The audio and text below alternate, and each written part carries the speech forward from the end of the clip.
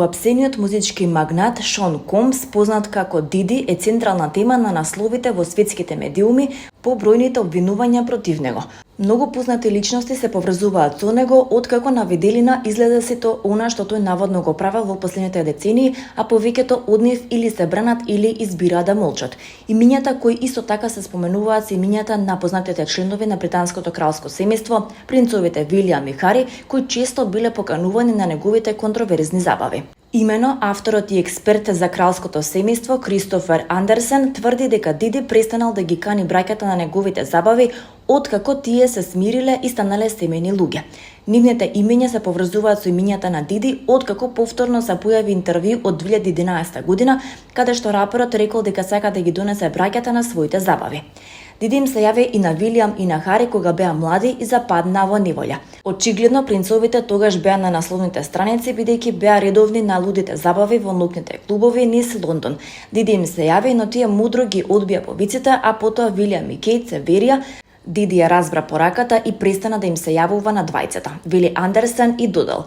И Вилијам и Хари беа редовни во клубовите и лесно можеа да прифатат покана за неговите забави, но благодарение на луѓето од палатата го избегнаа куршумот.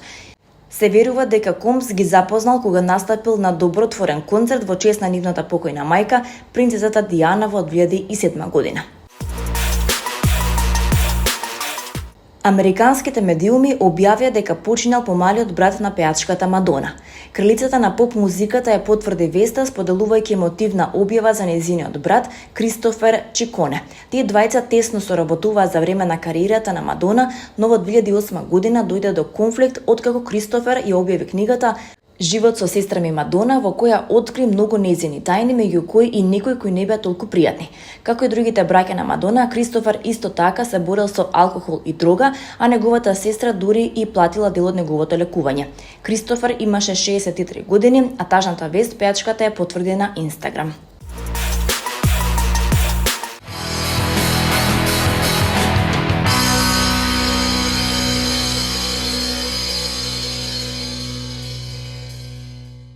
Првиот македонски долгометражен анимиран филм Јон Вардар против галаксијата ја имаше својата светска премиера на 57-то издание на Sid Jazz Fantastic Film Festival, еден од најголемите жанровски фестивали во светот.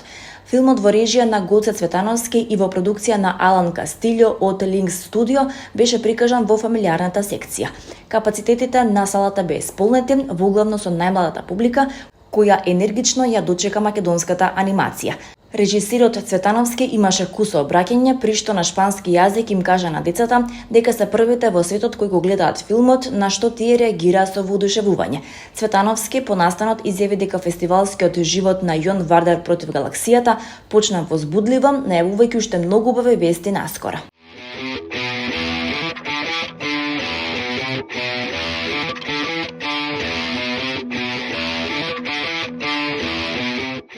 Перформансот, насловен како Сонот на Ербер, предизвика големо внимание кај јавноста, а започна од Музеот на град Скопје. 5 луѓе трансформирани во џиновски фигури продефилираа по улица Македонија, предизвикувајќи насмевки кај присутните, а најмногу кај децата. Потоа тие кратко време се задржаа на плоштадот Македонија, прегрнувајќи ги уличните канделабри. Веднаш после тоа се упатија кон плоштадот Карпошово восстание преку камениот мост. Таму следуваше главниот магичен ритуал, а преку музика фигурите овозможија една звезда да се издигне на небото. Директорот на Францускиот институт во Скопје Иго Бештел не го криеше задоволството што Кидам се представиле пред скопската публика. Голем дел од присутните со насмевка го проследија перформансот. Велат не очекувале ваков ритуал и посакуваат вакви настани да има што почесто во земјава во иднина.